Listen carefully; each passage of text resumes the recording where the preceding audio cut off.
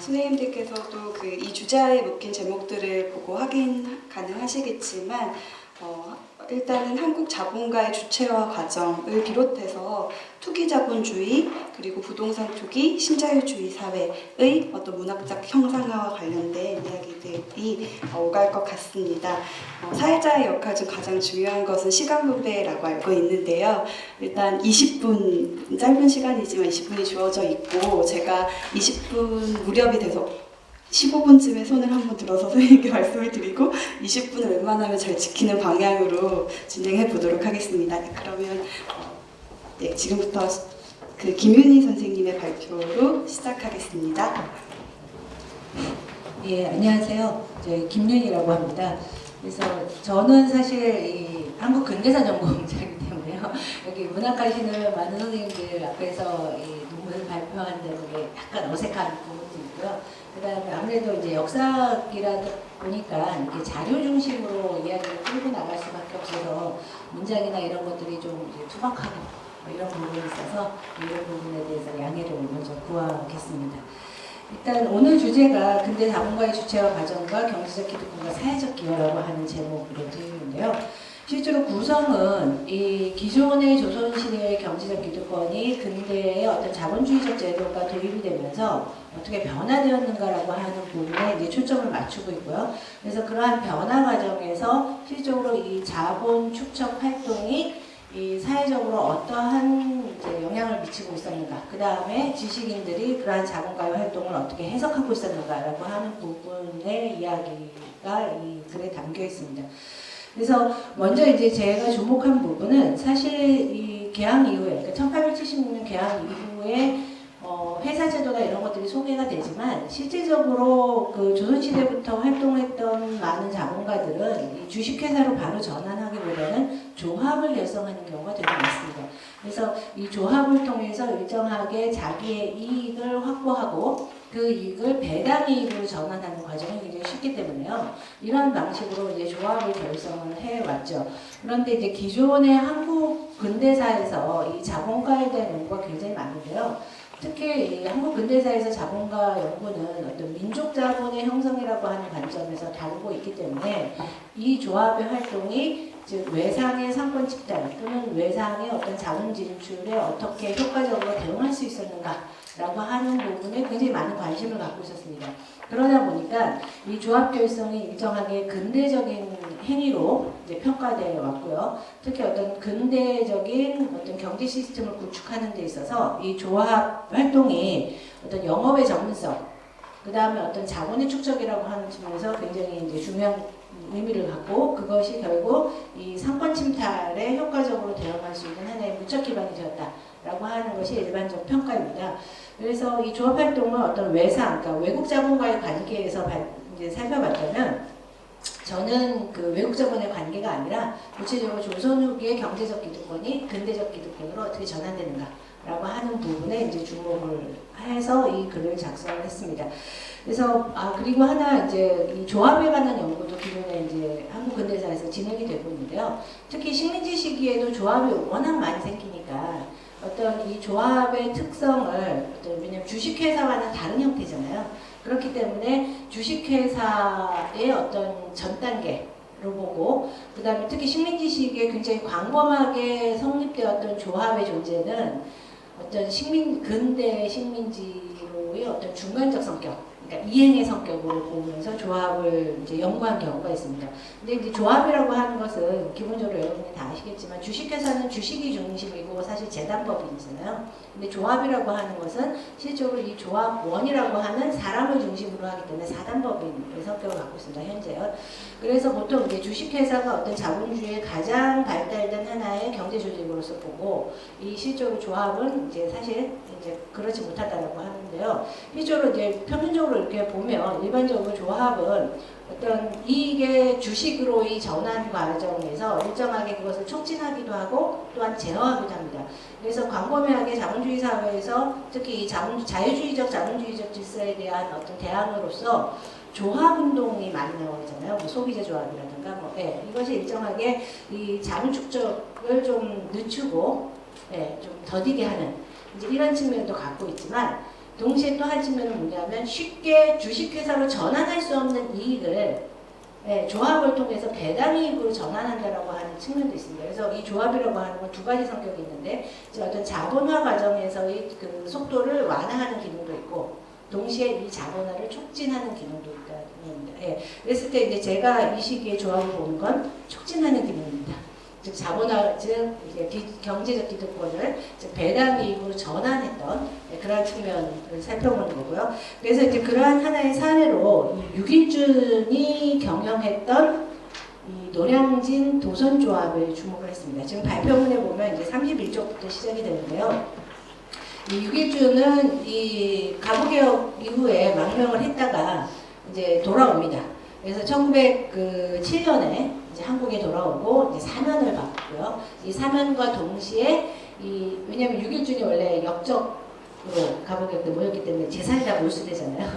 그러니까는 이제 돌아와서 사면령이 내려지면서 이제 순종이 이 유길준한테 이 재산을 다시 이제 하사를 합니다. 그랬을 때 이 하사한 땅이 어디냐면 지금의 노량진 주정소가 그러니까 지금 한강대교 남단이죠. 그래서 그 바로 옆인데요. 예전에는 이 노량진 주정소가 뭐였냐면 여러분이 그 정조 능행 같은 거 이렇게 보시면 아시잖아요. 그 능행에 흔히 그 한강 부교가 놓였던 자리입니다. 그래서 이 주정소 땅을 상당 유길준한테 하사를 해요. 그래서 이제 유길준이 이 주정소 땅을 가지고 이 노량진 인민들한테 이 대여를 하죠. 대여를 하고 이 노량진에 원래 이제 노량진 주정소에 도선업자들이 있었기 때문에 배를 운항을 하는 도선업자들이 있는데 이 도선업자들을 조직을 해서 선조합을 만듭니다. 근데 이 선조합의 구성을 보면 이게 이제 32쪽하고 33쪽인데요. 이 선조합의 구성을 보면 이 조선 후기가 조금 좀 경제 관계가 좀 복잡한데요. 실질적으로 배를 소유한 선주가 있고, 그 다음에 배를 운항하는 강두가 있고, 뱃사공이죠. 뱃사공이 있는데 이런 이제 단촐한 조직이 아니라 이 선주가 영업을 하려면 일정하게 영업권을 보장받는 주인들이 있습니다. 이걸 흔히 이제 주인권이라고 얘기하는데 조선시대요. 그래서 이 도선업에도 보통 이제 주인권은 객주영업, 포구의 객주영업에 이제 차정이 돼 있고 이 주인권 자체가 이제 유문권 주인이라고 해서 거래가 됐습니다. 조선시대 일정하게.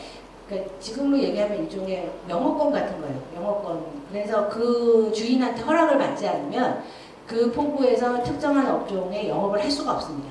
그래서 이 주인권, 그래서 이 노량진에도 주인권이 설정되어 있어요. 도선업에. 그래서 이제 유길준이 만든 선조합의 구성을 보면 일단 이 선조합의 조합원으로는 대부분 이 유문권 주인들이 다 들어와 있습니다. 그래서 이 유문권 주인 그리고 이 유문권이라고 하는 것, 즉 주인권이라고 하는 게 일정하게 이제 그 표준화가 되어 있기 때문에 조선업에서부터 가격이요. 그래서 이제 가격이 일정하게 표준화가 돼서 거래를 해왔기 때문에 실질적으로 이 그 갖고 있는 유문권의 가격을 이제 계산을 해서 조합원의 지위를 줍니다.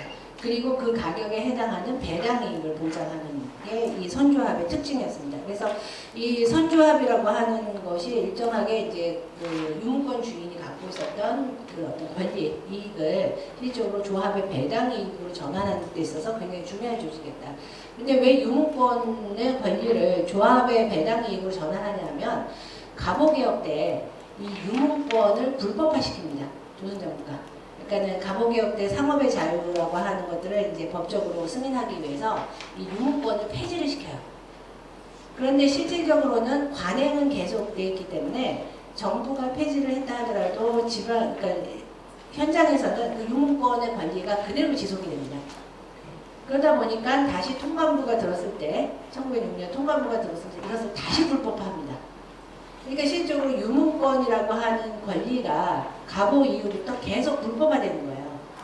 그러니까 실질적으로 이 유문권 주인의 입장에서 보면 이 불법화하는 거는 자기의 이익을 보장받을 수 없는 거잖아요.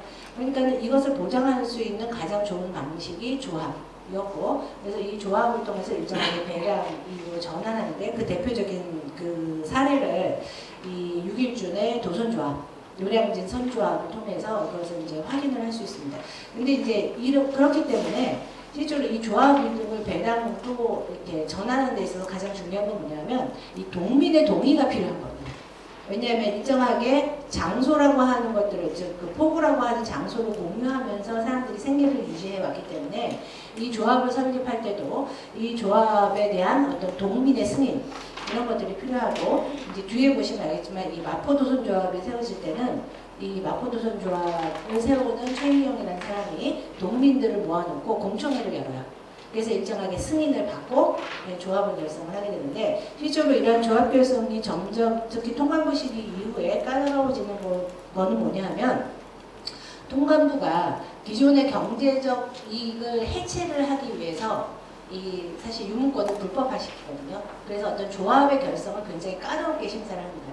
그러니까 이 조합을 까다롭게 심사하기 때문에 이 조합 결성을 성공하기 위해서는 이제 여러 가지 어떤 장치들이 필요하고, 그 대표적인 게 이제 동민한테 승인을 받고, 그 다음에 조합의 이익의 일부를 학교비로 기부를 하는 행위. 예. 그래서 이 조합의 활동이 그 지역의 어떤 그 공익적인 부분에 사용되고 있다라고 하는 것들을 이제 증명을 하면서 이 통관부로부터 이 승인을 받는 그런 절차들이 있습니다. 그래서 이제 그렇게 이제 진행이 되고, 실제로 이 6.1주년 선조합도 아마 그런 과정이 있었을 것으로 보이지만 일단 사료에서는 확인이 되고 있지는 않습니다. 그리고 또 하나 이 선조합의 특징이 바로 뭐냐면, 이 선주들을 모아서 선주 공동저축계라고 하는 것을 6.1주년이 결성을 합니다. 그래서 일정하게 선주의 이익, 즉 한 달에, 그러니까 1일, 첫 번째 1일에 되는 수익을 이 기금으로 만들어요. 그래서 일정하게 적립을 하도록. 그래서 이 공동선주, 그러니까 선주 공동저축계를 6.1주년이 만드는 건 뭐냐면, 일종의 이제 저축의 어떤 풍습? 네, 관습 이런 것들을 이제 정착하는 측면과, 그 다음에 이러한 기금 적립을 통해서 또 새로운 사업으로 이제 연결될 수 있잖아요. 다른 투자로 할 수 있게. 그렇게 하기 위해서 이 공동선주계를 만들고, 그 다음에 또 두 번째 이유는 바로 뭐냐면, 이 노동 뱃사공들의 생계 지원을 위해서 이제 기금을 만듭니다. 특히 이 생계 지원 부분은 이 도선업의 특징이 뭐냐면, 12월부터 2월까지 한강이 옵니다. 지금은 잘 안 오지만 옛날에는 반드시 얼었거든요. 네. 그래서 실제로 이 배가 이제 정지를 해요. 얼기 때문에. 그래서 사람들이 이제 그냥 얼면 그냥 걸어 다니는데요. 근데 이 한강이 얼 때 실제로 이 뱃사공들이 임금을 얻을 수 없잖아요. 임금을 받을 수 없기 때문에 생계에 굉장히 많은 곤란이 생기고, 실제로 뱃사공들이 이 결빙기에는 다른 데 가서 일을 해야 되는 상황입니다. 그래서 이 6.1주는 안정적으로 이 뱃사공의 어떤 노동력을 확보하기 위해서 이 공동선주계를 통해서 일종의 이제 노동근거와 같은 역할을 할 수 있도록 이런 것들을 만들고, 대신 이 뱃사공한테는 여기 뒤에 보면 36종인데요. 이 강두 구제세칙이라고 하는 것을 아주 상세하게 만듭니다. 이 강두가 이제 뱃사공인데요. 이 뱃사공의 생계를 이제 어떻게 이제 지원할 것이냐라고 하는 이 세칙을 상세하게 만들고, 물론 일단 생계비를 지원하고 이 부담은 일단 선주가 갖도록 합니다. 네, 그래서 나중에 갚도록 하는데, 이제 어떤 그 수정 과정에서 결국 이제 선주 부담으로 이 기금이 선주 부담으로 되는데요. 이 강두 구제 세칙의 또 하나 흥미로운 건 뭐냐면, 일종의 이 뱃사공들의 그 작업 지침, 매뉴얼이 있는 거예요. 그래서 손님을 맞을 때, 그 다음에 표를 어떻게 받을 때, 그 다음에 강 건너에서 손님이 손짓해서 부를 때, 그 다음에 뭐 환자를 이송할 때, 뭐 등등 해가지고 아주 상세한 매뉴얼이 적혀져 있습니다. 뱃사공이 지켜야 할. 그 다음에 언행을 친절하게 하고, 그 다음에 손님에 대해서는 신체 접촉을 피한다. 이런 아주 구체적인 것들이 있어서, 이러한 구체적인 매뉴얼을 적고 여기에 이제 이 뱃사공들이 서명을 할 수 있게. 네, 그렇게 해서 만들어서 이제 실적으로 이런 것들을 만들게 됩니다. 그래서 실제로 이 도선 선조합의 어떤 운영이나 이 운영 원리들을 보면, 기존의 경제적인 기득권이 전환이 되면서 어떤 직업윤리라고 하는, 즉 선주는 선주로서의, 그 다음에 뱃사공은 뱃사공으로서의 어떤 직업윤리라고 하는 것이 이제 명확하게 제시되는 이제 이러한 측면이고요. 그 다음에 이제 37쪽으로 보면 이 마포도선조합인데요. 이 마포도선조합은 제가 아까 말씀드렸듯이 이제 유문권주의의 배당이익으로 전환되는 게 아주 대표적인 어떤 사례를 보여줍니다. 그래서 이 마포도선조합은 아까 말씀드렸듯이 최희영이 이것을 그러니까 설립할 때 이 동민들을 모아놓고 이제 공청회를 열고 승인을 받고, 네, 그리고 이게 한 10%를 그 지역 학교의 교육비로 기부를 하는 그런 것들을 약속을 합니다. 그러면서 실적으로 이 조합이 건설이 되는데, 근데 문제는 뭐냐면은 이 마포도선조합하고 노량진하고 어떤 관계냐면, 네, 여러분이 이 한강의 그 도서너무 좀 그러니까 지도를 가져와야 했는데 안 가져왔는데요. 사실 이 마포하고 노량진 노선이 있고요. 원래 이 노량진에서 떠나는 그 그 행선지가 굉장히 다양합니다. 노량진에서. 그래서 보통 이제 원래 마포가 가장 큰 포구잖아요. 그 당시에. 그래서 마포하고 노량진 간 어떤 물류 이동이 가장 많고요. 그 다음에 노량진은 또 어디까지 하냐면 아연. 지금 아연은 완전히 땅이지만 옛날에는 이 색강이 있었습니다. 그래서 아연까지 배가 운항이 되고 용산도 가고 여러 항로를 하는데, 이 마포도선조합은 그 노선 중에서 가장 수익이 많이 남는 마포와 노량진 사이에 운항을 이제 실적으로 하는 조합입니다. 그래서 이제 가장 큰 이익이 있고요. 그랬을 때 이 마포도선조합 같은 경우에는 결성부터 굉장히 갈등이 있었던 것으로 보여요. 왜냐하면 원래 유무권주의하고 선주 사이에는 조선 후기서부터 갈등이 굉장히 큽니다. 그래서 이제 실록이나 이런 데 보면 비판사 등록 같은 데 보면 이 선주들이 유문권주의의 횡포에 대해서 막 정부에 호소를 하고 뭐 이런 기사들이 굉장히 많이 나오거든요. 그래서 원래 관계가 안 좋아요. 네. 그런데 실적으로 이 마포도선조합이 유문권주의하고 선주를 다 포괄하는 조합을 결성하다 보니까 실적으로 애초부터 이 이익배당 문제에 있어서 굉장히 갈등이 빚어졌던 것으로 보이고, 아무래도 이 유문권의 어떤 가격이 배당 이익으로 전환되다 보니까 유문권주인이 가져가는 이익이 굉장히 많죠. 그러니까 이 이익배분에서 굉장히 많은 이제 갈등이 있었던 거고, 이 갈등이 봉합되는 것이 1914년입니다. 1914년에 결국 이제 이 선주들이 이제 들고 일어나서 이 유문권주의의 대표적인 200원을 투자했던 대표적인 그 이사 2명을 축출을 하죠. 그리고 대신 이 이사들이 낸 자본금에 대해서는 이자를 지불하는 방식으로. 그러니까 배당 이익이 이제 이자 수익으로 전환이 되는 겁니다. 그리고 이제 선주가 중심이 되는 어떤 이제 마포도선조합을 이제 운영을 하는데요. 그렇지만 이제 이런 과정에서도 실적으로 유문권주인이 배당 이익을 받다가 이제는 이자 수익을 받는 사람으로 이제 전환이 되는 이런 대표적인 하나의 이제 과정을 마포도선조합에 갔는데, 근데 이 마포도선조합이 또 우여곡절이 좀 있습니다. 그건 뭐냐면 노량진에서 마포 사이에 이제 선박을 운항을 하는데 1910년에 일본인이 여기에 선교를 가설을 합니다. 그 선교라고 하는 건 뭐냐면 이제 그 다리 놓는 기술이 이 당시에 많지 않기 때문에 그 부교와 비슷하게 정조 때 은행할 때 부교와 비슷하게 배를 이제 고정을 시키고 그 위에 다리를 놓는 겁니다. 이쪽에 그 세빛동등선 같이 인공적으로 어떤 그걸 만드는 거죠. 그래서 이 선교를 가설을 해요. 그러다 보니까 그 위에 이제 다리가 놓이니까 사람들이 배를 이용하지 않고 그냥 이제 마차를 끌고 건널 수 있잖아요. 노량진까지. 그래서 이제 이 선교 가설을 하는데 1910년에 그러다 보니까 이 선교가 놓이기 시작하면서 마포도선조합의 영업이 완전히 거의 불가능한 상황이 되죠. 그런데 이 선교가 갖고 있었던 기술적인 문제가 뭐냐면 배랑 충돌될 가능성이 있고, 그 다음에 한강은 원래 홍수가 나면 수위가 굉장히 오르락내리락 하죠. 그러니까는 7월 달에 대홍수가 나면 이 선교가 다 쓸려내요. 그래서 이 선교가 1년도 안 돼서 다 파괴가 돼요. 선박하고 충돌도 되고, 홍수가 나서. 그러니까 이제 선교가 없어지니까 다시 마포도선조합이 영업을 재개를 하는 겁니다. 근데 이제 이 과정에서 제가 이제 주목한 건 뭐냐면, 이거는 이제 43쪽에 가면 나오는데요. 이 한강선교를 가설하는 것은 일본인 자본입니다. 그래서 이제 일본인이 들어와서 이 한강선교의 한강선교의 어떤 가설권, 부설권을 이제 정부로부터 이제 받고 실제로 이 가설을 하게 되는데, 이제 이 과정에서 왜냐면은 이 신문들이 황성신문하고 이제 매일신보가 있었는데요. 그 당시 대한매일신보가 이 두 신문들이 이 일본인들이 이제 실제로 선교 가설을 하기 때문에 굉장히 많은 이제 반대 기사를 싣고 있습니다. 근데 이 선교 가설에 대해서는 그 당시에 용산 거류 일본인들도 반대를 해요. 그 다음에 인천의 좋은 업자들도 반대를 합니다. 선박업자들도. 왜냐하면 한강선교가 놓이면 배의 운항 속도가 줄어들어요. 왜냐하면 그 부분에 와서는 속도를 낮춰야 되거든요. 그러니까는 인천의 일본인 해운업자, 그 다음에 주로 용산 거주지의 그 일본인들이 이 한강선교에 대해서 굉장히 반대를 하고 있었고, 그 다음에 항성신문하고 대한매일신문도 여기에 대해서 반대를 하고 있었는데요. 이 두 신문의 논조가 좀 차이가 나는 게, 대한매일신문은 이 한강 선교 문제를 일종의 민족자본의 대결로 이제 실제로 몰고 갑니다. 그래서 실제로 이 선교가 놓이면서 객주들이 영업이 거의 이제 없어지고, 실제로 일본인에 대한 일정한 특혜가 계속 이루어진다. 일본 자본에 대한. 그래서 실제로 이 한강 선교가 결국 일본인 자본과 조선인 자본의 어떤 대결이라고 하는 측면에서 이제 문서를 쓰고요. 반면 항성신문은 공익이라고 하는 측면에서 다룹니다.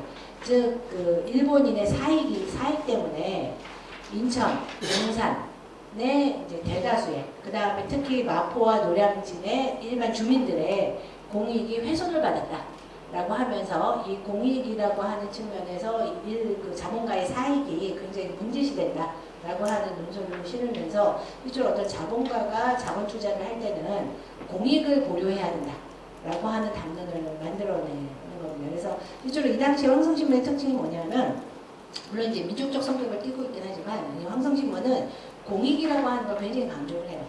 그래서 자본가의 활동이 어떤 공익적 요소, 그 공익이라고 하는 건 이제 이 수사에서는 주로 도덕이라고 얘기하는데요.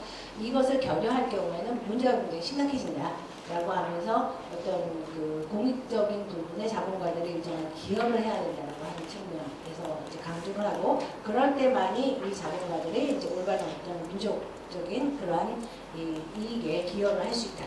라고 이제 측면을 보는 거고요. 대한매일신문은 이제 확실히 지금 최근에 이제 뭐 내지적 발전이나 자맹련에서 보는 어떤 민족 자본의 대결로 실제로 구상을 하게 됩니다. 이제 그러다 보니까 실제로 어떤 자본가가 이 어떤 민족이나 공익이라고 하는 부분에 있어서 굉장히 중요한 하나의 경제적 주체로서 이제 사고가 되는 거고요. 근데 반면 이 마포도선조합과 이제 한강 선교가 놓이는 과정에서 이 뱃사공들은 거의 이제 전업을 해야 되는 상황입니다. 특히 이제 한강 선교가 놓이면 배가 운항이 되지 않기 때문에 거의 이제 문제가 발생을 하고, 이제 이 뱃사공들이 시위를 굉장히 많이 하죠. 근데 실제로 이 보상 과정에서 보면 이 마포도선조합에 대해서는 일정하게 이 일본인이 그 선교 사무소에서 일정하게 이제 이익에 대해서 보상을 해줍니다. 근데 실제로 노동자 부분에 대해서는 별로 보상이 없다가 나중에 이제 한강선교가 가설되면 일정하게 노동자들한테 1년 동안 그 전업비, 직업을 바꾸는 데 필요한 전업비, 생계 보조를 위해서 일정하게 아주 한 달에 10원 정도의 액수죠. 10원 정도의 액수를 지불하는 것을 약속을 하면서 결국 한강선교가 놓이게 되거든요. 네. 근데 실제로 어떤 노동환경이라고 하는 측면에 있어서는 굉장히 급격한 변화가 일어나는 반면에 이 당시에 그 조선업계 어떤 가지고 있었던 경제적 기득권은 이러한 자본주의 어떤 조직을 통해서 실적으로 계속 전환할 수 있는, 이익을 전환할 수 있는 이제 이런 기반이 마련되다라고 하는 것을 이제 우리가 이제 확인을 할 수 있습니다. 그리고 이제 그러한 이제 사례 연구라고 할 수 있습니다. 네, 이상 마치겠습니다.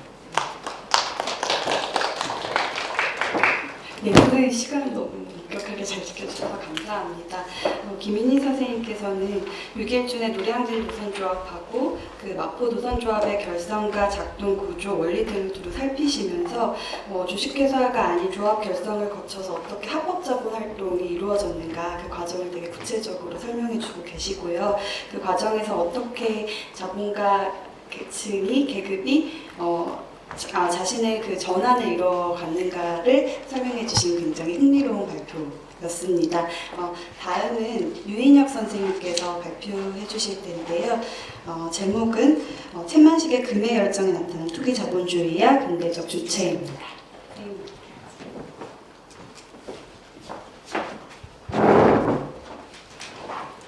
네, 안녕하세요. 소개받은 유인혁입니다. 발표 시작하기 앞서서 이 글이 아이디어를 어떻게 업그레이드하는지를 좀 설명드리고 싶은데요. 작년 말에서 올해 초 정도에 비트코인이라고 하는 대한민국을 뒤흔든 투기가 있었죠. 그때 제 주변에 있는 많은 사람들이 비트코인에 뛰어들었습니다.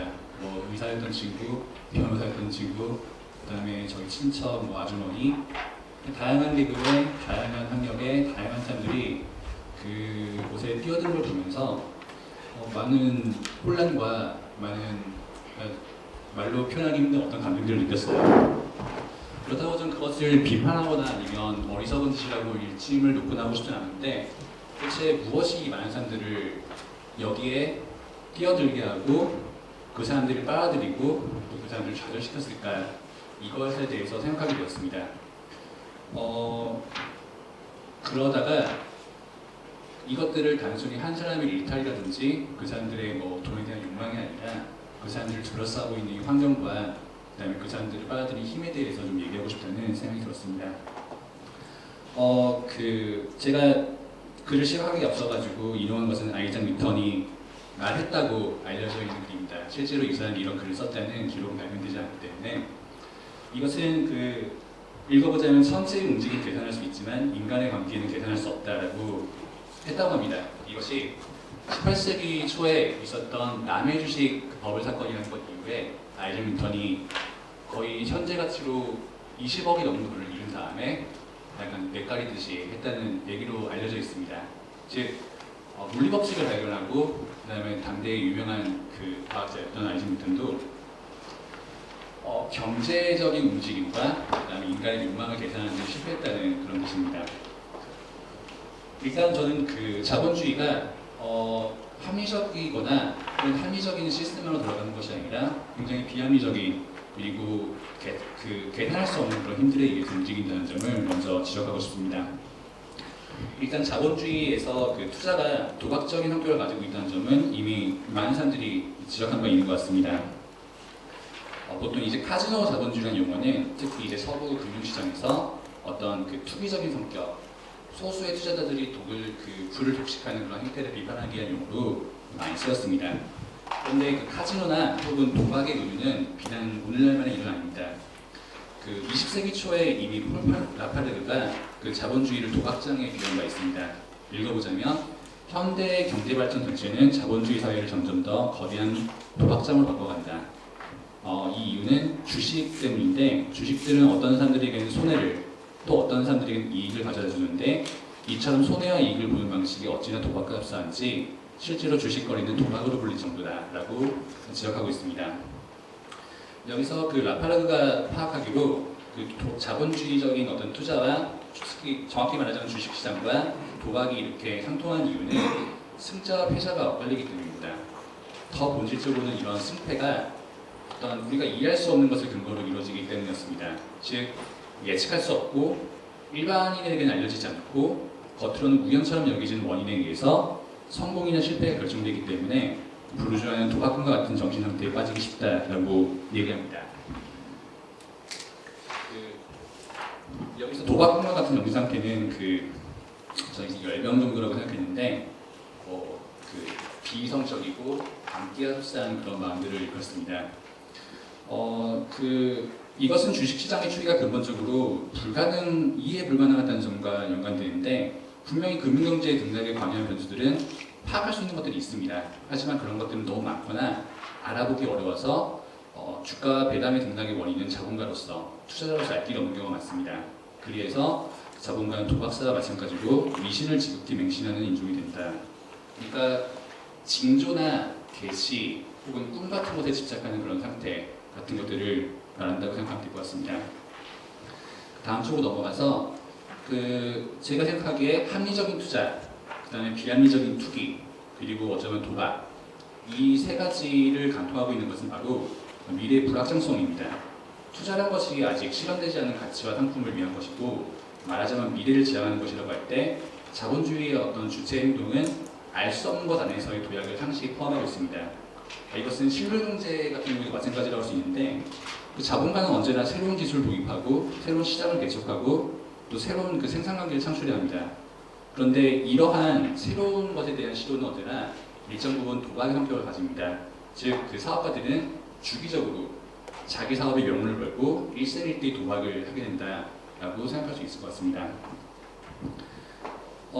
자본주의적인 투자가 도박적인 성격을 가진다면 이때 자본가는 도박사 같은 성격을 계승하게 될 것 같습니다. 그리고 제가 생각하기에 이러한 어떤 인물의 초기 형태는 로빈스 크루소라고 하는 작품 속에 이미 등장하고 있었던 것 같습니다. 아시다시피 로빈스 크루소는 그 노동의 신성함과 어떤 주기적이고 활기적인 관리자의 어떤 표본처럼 여겨지는데, 근데 경제적인 인간으로서 로빈스 크루소는 그 단순히 합리적인 관리자만의 성격을 가지고 있지 않습니다. 그는 그 작품에서 등장하는 표현에 따르면 환상의 능력에 맹목적으로 복종하는 인물이고, 그의 아버지 같은 경우에는 그 로빈스 크루소가 가지고 있는 혈기를 굉장히 꾸짖기도 했습니다. 그런데 로빈스 크루소는 이제 바다로 뛰쳐나가서 성인이 됐죠. 그리고 풍을 만나고 해적에게 습격당하고 이런저런 고생을 하게 됩니다.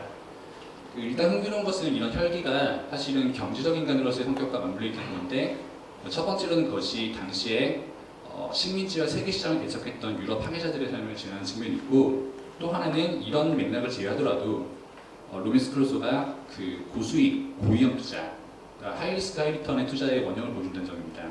그가 아프리카에서 산 그 삭은 9파운드 온스는 그 바다를 건너가니까 런던에서 300파운드의 수익으로 되돌아왔었는데, 그가 계속해서 이렇게 바다로 나가려고 하는 점은 이렇게 고수익에 한번 크게 탈 수 있는 그런 어떤 투자의 원형을 보여주기 때문입니다.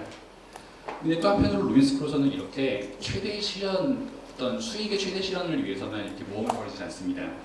그는 이제 그 브라질에서 사업을 그대로 확장하는 것이 가장 안전하고 확실한 그 부의 축적 방법이라는 걸 알고 있는데도 불구하고 방랑해보고 싶은 그 마음 때문에 결국에 그 우리가 아는 그 사건 속으로 뛰어들고 말았죠. 종합해보자면 이 경제적 인간으로서의 로빈스 크루소가 표현하는 어떤 모습은 굉장히 복합적입니다. 한편으로는 그는 우리가 잘 알다시피 주어진 환경을 관리하고 극복하는 주체이기도 하고, 한편으로는 성공을 위해서 모험을 감수하는 사업가입니다. 또 한편으로는 위험 자체가 주는 쾌락에 중독되어 있는 도박사적인 성격을 가지고 있다고 봅니다.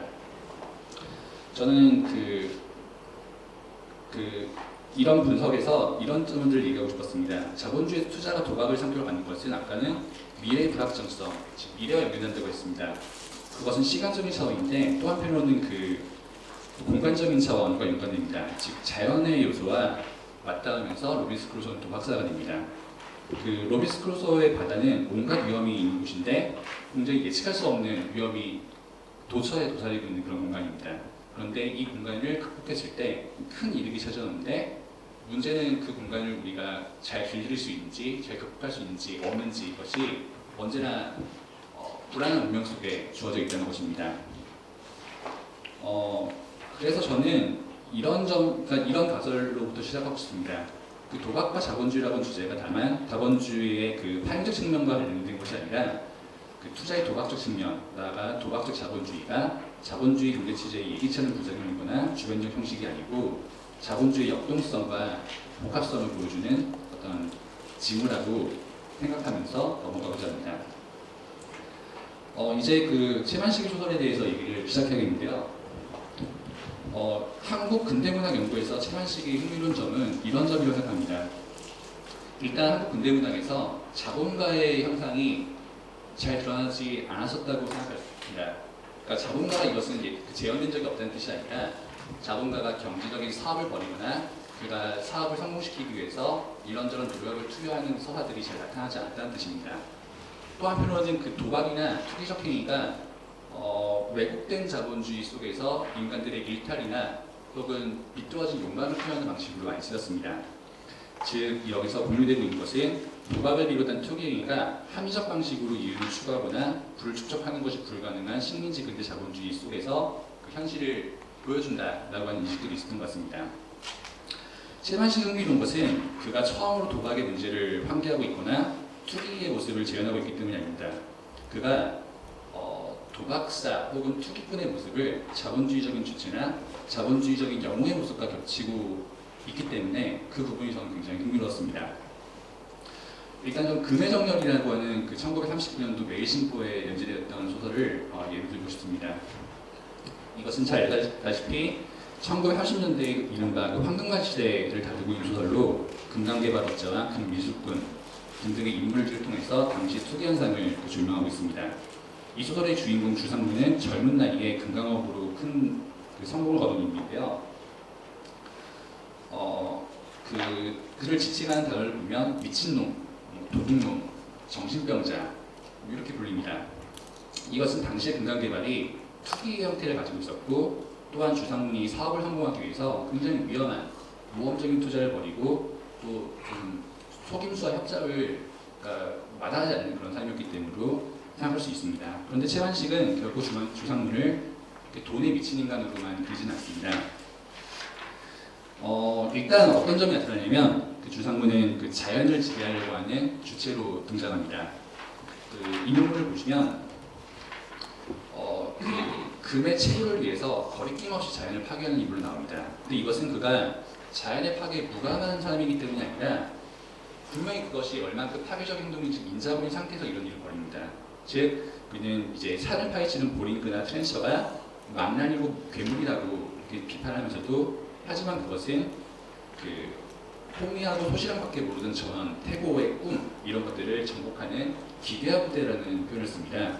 즉 여기서 주상문은 자신을 단순한 금강뿐이 아니라 근대적 기괴한 부대의 대표로 인식하고 있습니다. 그는 또 한편으로 자신을 사업가로서의 자신을 거인이자 일종의 영웅으로 이해합니다. 그는 스스로의 행동에 대해서 어떻게 표현하냐면 이 금강업이 핍절한 노동이며 인간의 엄숙하고 성스러운 노력의 공과라고 얘기합니다. 그것은 왜냐하면 자연을 상대로 인간의 노동을 집적시키는 그런 행동이기 때문입니다. 또한 그 주상문의 성격을 좀 살펴보자면 직업의식을 갖추고 있는 사업가입니다. 그의 생활은 모두 사업의 성공을 위해서 완전히 투여되었는데 특히 그는 친구 없는 인물입니다.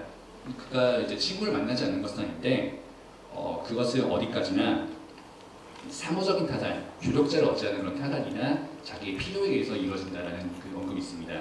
여기서 그의 사생활은 사업의 영역 속으로 완전히 환원됐고, 즉 그는 개인적인 욕망을 추구하는 인물이 아니라 어떤 인간의 노동의 대표, 즉 하나의 개성이기보다는 자본가의 추상적인 인격처럼 나타나는 측면이 있습니다. 또한 그 주상문의 사용인인 전택선이라고 하는 인물도 자본주의 영웅으로서 혹은 근대적 영웅으로서의 모습을 가지고 있습니다. 그는 이제 주상문의 고용대 일부인데 보링 기사라고 하는 직업을 가지고 있어요.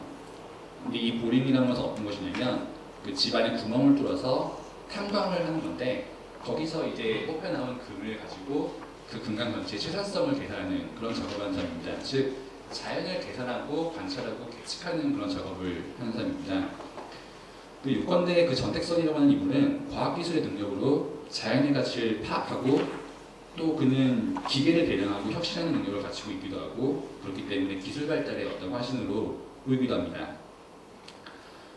그는 그래서 그 광업 기업에 있어서 그러니까 사업 수단은 좋지만 그 방식에 합리화하지 못했던 주상문을 보조하는 인물로 등장합니다. 그리고 그도 나중에는 보다 더 높이 날아보고자 하는 야심에 따라서 그 금강 개발에 뛰어드는 인물이 됐습니다. 즉 기술적 능력을 바탕으로 자연을 지배하고자 나선 인물로 정리할 수 있을 것 같습니다. 62쪽으로 넘어가면 이런 사업가들 전반적으로 세상의 지배자로서 표현되고 있습니다. 그 주상문은 그 자연에서 추출한 광석을 화폐로 전환시키고 그럼으로써 세상을 지배할 수 있는 힘을 획득합니다. 그 자본은 여기서 개인의 한계를 극복할 수 있는 힘이고 그야말로 사회적 생산력 그 자체라서 그는 그 돈을 통해서 땅을 채굴할 수 있는 노동과 상품을 제작하는 노동, 그 다음에 이동을 위한 노동을 모두 취득하는 것으로 나타납니다. 즉 여기서 자본은 세계를 경영할 수 있는 근본적인 힘으로 나타나고 있습니다. 그 다음 넘어가서 자연의 근대 복수라고 하는 테마로 넘어가고 싶습니다. 이유는 뭐냐면 이 금의 정면에서 금강 개발에 뛰어든 인물들이 모두 사업에 실패한다는 점 때문입니다. 주상문 같은 경우에는 그 생산성이 안 좋은 땅을 개발하다가 손실을 보게 됐고 전택선은 이제 집안을 잘못 선택해서 닭관사고를 겪고 이런 식인데 이렇게 금강 개발에 끼어들었던 주체들이 모두 실패한다는 점은 작가가 이런 개발의 필연적인 결과를 어둡게 전망했다는 점을 짐작하게 해줍니다. 그런데 그 최반식은 이런 실패를 어떤 부도덕한 인간들에 대한 어떤 꾸짖음, 뉘우침, 단죄 같은 방식으로 묘사하진 않습니다. 그냥 이런 실패가 자연의 지배에 뒤따라오는 그냥 필연적인 반동으로 나타나고 있는 것 같습니다. 일단 그것은 주상문이 합리적인 사업가로서 굉장히 합리적인 방식으로 탄광에 진정을 했다는 점에서 시작해야 할 것 같습니다. 그는 운에 의존한 사람이 아니었고 철저한 분석과 신중한 절차에 따라서 그 근간 개발을 진행한 사람이었습니다. 그리고 그 사업의 진행도 어떻게 했냐면 생산 수단 전체를 혁신시키는 혁신적 사업가로서의 성격을 가지고 있었습니다. 그 밑에 길게 인용한 인용을 보면 그 수굴이라고 하는 방식과 트렌처라고 하는 자동화 기계 방식을 비교하고 있는데, 여기서 트렌처는 노동력을 절감시키고 생산 과정을 단순화하고 대량적인 작업을 가능하게 하는 근대적 힘이 나타나고 있습니다. 그래서 이런 모습 속에서 주상무는 이른바 슈페터가 말했던 혁신적인 기업가, 즉 자본주의 엔진을 가동하고 그 운동을 계속시키는 혁신적인 기업가로 나타난다고 볼 수 있을 것 같습니다. 그런데 이런 혁신적 기업가가 실패하는데 그 이유는 그냥 땅에 금이 없었기 때문입니다. 그 자연을 지배하기 위한 인간의 시도가 그 자연의 불확정성, 즉 땅 밑에 뭐가 있는지 알 수가 없다는 그 단순한 사실 때문에 가로막히는 건데요. 아무리 준비를 철저히 하더라도 땅속은 완전히 파악할 수 없는 미지의 영역입니다. 그래서 이것은 저마다 지식과 경험을 바탕으로 체험해졌지만 억만에서 하나인 확률의 발목이 잡히고만 어떤 금강군들의 사례를 반복하는 것입니다. 당시의 금강열을 다루고 있는 많은 작품들 속에서 이것은 일종의 클리셰처럼 나타납니다. 그러니까 항상 그 금강군들은 그냥 금강 땅을 파는 상태가 아니라 자기만의 노하우로 금맥을 살피고 확신 속에서 투자를 합니다. 근데 파보니까 어찌됐는지 없는 거예요. 이게 그 당시 금강 개발을 다루는 서사의 어떤 공통점입니다. 여기서 등장하고 있는 것은 바로 투자의 위험성입니다. 그 자본주의 사회에서 완전히 안전한 투자라는 것은 있을 수 없다라는 점이 등장하는 건데요. 그러니까 예측 수단이 합리적이고 그다음에 동원하는 기술이 굉장히 고도화되었다 하더라도 미래 그리고 자연은 어떤 불확실한 시공간일 수밖에 없습니다. 그리고 이때 과학 문명은 이제 자연을 지배하려고 하지만 그 자연 자체가 자연이 가지고 있는 그 광대한 어떤 특징이 인간의 사업을 좌절시키는 그런 힘으로 나타나고 있다고 볼 수 있을 것 같습니다. 거기다가 이 자연이 복수에 동원할 수 있는 무기는 단순히 확률에 그치는 것이 아닌데 자연이 가지고 있는 어떤 물질적 환경 자체가 장애물된 경우가 많습니다. 그 위 인용문에서 65쪽의 인용문에서 전택선은 사람을 채취하기 위해서 땅을 파고 있는데 강에서 땅을 파니까 당연히 물이 차오릅니다. 근데 이 물을 펌프와 모터를 통해서 뽑아내고 있는데 결국에는 그 물의 양을 이기지 못하고 펌프와 모터가 고장나버려요. 최종적으로 전택선은 이제 어떤 심리를 보여주냐면 고사를 지냅니다. 아무리 자꾸 파도 금 안 나오고 물만 나오니까 제발 나의 문을 틔워달라고 해서 천지신명하게 비는 거죠. 하지만 굉장히 아이러니하게도 이게 전 최면식의 유머라고 보는데 바로 그런 고사를 지내는 순간 자신이 돌리고 싶은 모터하고 그 펌프가 고장나게 됩니다. 66쪽으로 넘어가서 결과적으로 이런 실패, 전택선 실패는 자연과의 싸움에 인간이 패하고 물러가는 것으로 포착됩니다. 이것은 인간이 자연의 지배에 실패한 결과이고 또한 자연의 복수에 직면한 상황이라고 볼 수 있을 것 같습니다. 또한 여기서 전택선의 인구들, 사실 처리가 좀 불분명하게 되어 있는데 전택선을 위해서 일하는 사람들인지 아니면 독립적인 그 광부들인지 잘 모르겠지만 아무튼 집안을 팔려다가 나쁜 사고를 일으킨 사람들이 나옵니다. 즉 자연을 지배하고 그 땅을 파고 생산력을 전환시킨 시도들이 그걸 진행하면 진행할수록 인간들을 훨씬 더 위험하게 만듭니다. 이것은 주상무 역시 마찬가지인데 금강 개발을 더 본격적으로 하려고 하는 노력이 커지면 커질수록 위험이 증가합니다. 왜냐하면 투자의 금액이 많아지니까 실패했을 때의 그 위험도, 그러니까 그 리스크도 더 커지는 거죠. 이것은 넓게 보았을 때 굴착을 진행할수록 스스로 사지로 진입하게 되는 광부들의 운명과 어느 정도 흡사한 것이 아닌가라는 생각하게 됩니다. 마지막으로 그 자연과의 승부와 위험의 쾌락이라는 그 질문을 모셔봤는데요. 앞에 그 두 가지 맥락, 자연의 지배와 자연의 복수, 여기서 봤을 때 자연과 인간에 대한 최면식의 시선이 굉장히 중심적이다라는 점을 확인할 수 있을 것 같습니다. 우선 최면식의 자연의 지배는 아까 말했던 것처럼 픽절한 노동, 인간 노동의 힘으로 나타납니다.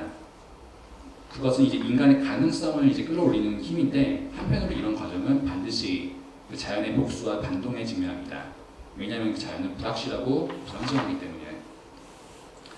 그런데 그 채만식은 이렇게 항상 이루어진 자연의 복수를 다루긴 하는데 그것이 일종의 그 현대적인 생태주의적인 관점을 반영한다고 볼 수는 없습니다. 한편으로 채만식은 자연을 지배하기 위한 인간의 노력이 숲으로 돌아가는 과정을 굉장히 꼼꼼하게 재현하고 있긴 한데 그것들은 그 등장인물들의 어떤 광기 같은 것들을 비판하는 방식은 아닙니다. 전 이것을 은봉아라고 하는 그 여성인물, 거의 유일한 여성인물인데 이 사람의 운명을 통해서 좀 얘기해보고 싶었습니다.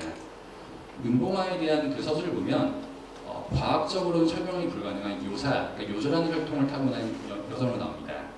이 가게에는 일종의 저주가 내렸는데 그 사람들이 거의 대부분 젊은 나이에 급사한다라는 운명으로 주어져 있습니다.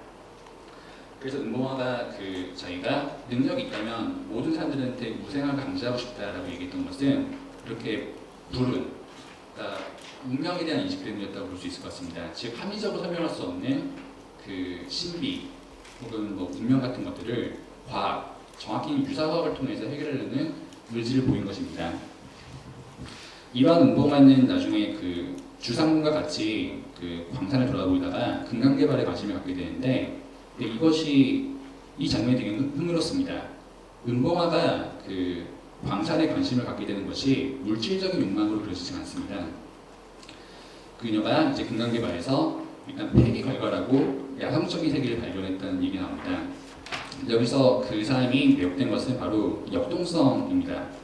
그러니까 죽음의 운명에 처한 인간으로서 삶의 에너지를 흠모하고 자신의 노력을 세상에 각인시키기를 원한다고 볼 수 있을 것 같습니다. 즉, 그 은봉아에게 자본의 사업은 생활의 활기를 부여하는 실천이고 또 인간의 힘으로 세계를 변화시키는 과정입니다. 이런 맥락에서 자본가의 사업은 게임이자 스포츠로 묘사됩니다.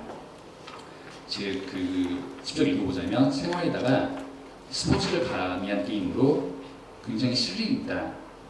그러니까 생활에 스릴을 주는 그런 행동으로 볼 수 있을 것 같습니다. 전 여기서 도박이 가지고 있는 힘 하나를 얘기하고 싶은데 도박이 매력적인 것은 그것이 단순히 보상을 주기 때문이 아닙니다. 오히려 도박의 즐거움은 위험과 직결되어 있습니다. 도박에는 언제나 패배의 가능성이 따라오고 그 파멸할 수 있는 미래가 같이 옵니다. 그래서 도박사는 완만한 생활에 있어서는 산만한 여러 가지 감정을 한순간에 집중시키게 되는데 위험을 극복하기 위한 어떤 행동 속에서 정열이 타오르고 실패의 어떤 공포, 실패할 수도 있다는 그런 공포가 어떤 쾌락을 만들어냅니다. 만약 현대인의 정신적 증상이 권태라고 하는 것이 사실이라면 도박은 정말 가장 대표적인 대중문법이라고 할 수 있을 것 같은데 쾌락이야말로 바로 권태의 반대말이기 때문입니다. 그래서 이때의 모습을 드러내는 것은 바로 위험 자체에 매혹된 근대인으로 볼 수 있을 것 같습니다. 위험이 만들어내는 스릴은 공포를 받은 쾌락이고 그것이 인간의 삶에 활력을 부여하는 것입니다. 도박은 그 미지의 요소와 인간과의 투쟁을 모델화한 것인데 이때 그 삶을 고정적인 것에서 유동적인 것으로 그다음에 안정적인 것에서 역동적인 것으로 그리고 수동적인 것에서 자율적인 것을 변화시킵니다. 그런 의미에서 도박은 운명과의 어떤 싸움이 된다고 볼 수 있을 것 같습니다. 저한테 주어진 시간이 이제 거의 다 된 것 같은데요. 그래서 전체적으로 봤을 때 저는 이런 식의 그 가설을 제시하고 싶었습니다. 자본주의의 복합성이라고 할까요? 단순히 합리적인 어떤 힘만으로 흘러가는 것이 아니라 그 안에는 자본주의 어떤 그 힘 안에는 언제나 인간의 비합리적인 측면, 그다음에 우리가 이해할 수 없는 힘, 어떤 열정, 욕망 이런 것들이 같이 있기 때문에 이 바퀴에 흘러가는 것이 아닌가 이런 생각을 하게 되었다는 말씀을 드리면서 발표 마치겠습니다. 감사합니다. 네, 유인학 선생님께서 해주신 발표 흥미롭게 잘 들었습니다. 그러니까 도박과 투기 혹은 자본주의의 유사점을 겹쳐 읽으시면서 그것들이 단순히 자본주의적 어떤 파행적 성격으로만 특징 지어지지 않는 다이내믹하고 복합적인 성격을 지니고 있다 하는 점에 주목하시고 계신 듯한데요. 이를 위해서 자본가 혹은 자본주의적 주체를 형성하고 있는 채만식의 소설 금의 정렬의 인물들 그리고 그 인물들의 어떤 패턴들을 분석하고 계신 흥미로운 발표였습니다. 아마도 자본주의적 복합성 혹은 그 주체의 역동성에 대한 것들이 주요 어떤 쟁점들이 될 수 있지 않을까라고 생각해 봅니다. 다음은 최병근 선생님의 발표인데요. 쉬는 시간이 중간에 10분이 있어요. 그래서 지금 50분이니까요. 3시에 다시 최병근 선생님 발표로 2부를 시작하도록 하겠습니다.